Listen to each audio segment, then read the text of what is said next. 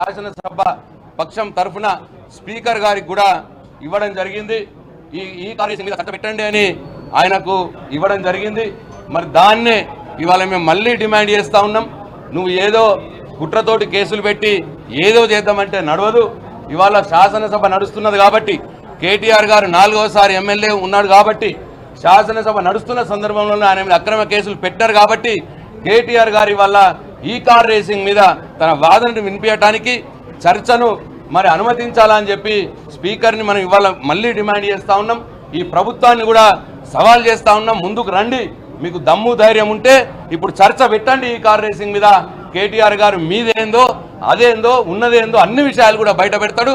మరి తప్పించుకుందాము, చర్చ లేకుండా తప్పించుకుందామని చూస్తే మాత్రం ప్రజాక్షేత్రంలో కూడా మేము దీన్ని చర్చ పెడతాం.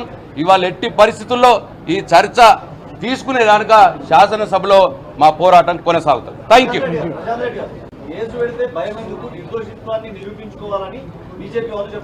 కేసు, న్యాయము, చట్టము అవన్నీ మేము చూసుకుంటాం. కానీ వాళ్ళ శాసనసభ జరుగుతున్న సందర్భంలో ఒక 4 సార్లు ఎన్నికైన ఎమ్మెల్యే మీద కేసు పెట్టారు కాబట్టి, ఆయన ఒక ఎమ్మెల్యేగా మరి దాన్ని శాసనసభ ద్వారానే ప్రజలకు తెలియడం అని అడుగుతూ తీసుకోవాలని చెప్పి మేము మళ్ళీ డిమాండ్ చేస్తా ఉన్నాం.